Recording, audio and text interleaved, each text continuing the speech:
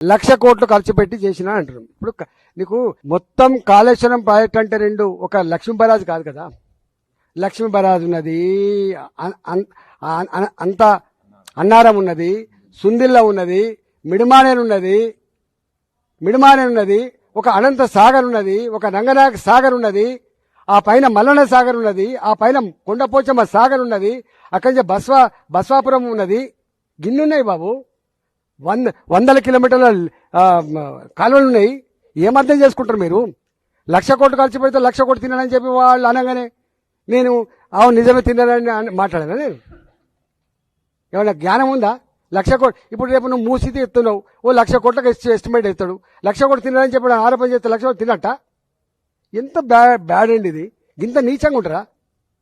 బదనాం చేయి, కానీ గిట్లా చేస్తే ప్రజలు హర్షిస్తారు అనుకుంటే మాత్రం మూర్ఖత్వం అయితే గుర్తుపెట్టు. ఇవాళ కాళేశ్వరం ప్రాజెక్టు కొన్ని వందల టీఎంసీల రిజర్వాయర్, కొన్ని వందల కిలోమీటర్ల పైప్ లైన్లు, కొన్ని వందల కిలోమీటర్ల కాల్వలు, పదుల సంఖ్యలో టన్నల్స్, మోటార్లు, పంపులు, కొన్ని పెద్ద పెద్ద టవర్లు, ఎలక్ట్రిసిటీ టవర్లు, పెద్ద పెద్ద లైన్లు అనేకం ఉన్నాయి కదా. దాన్ని వాడుకోరాదు. నువ్వు బదనాం చేసి ఎత్తి కానీ వాడుకోరాదు.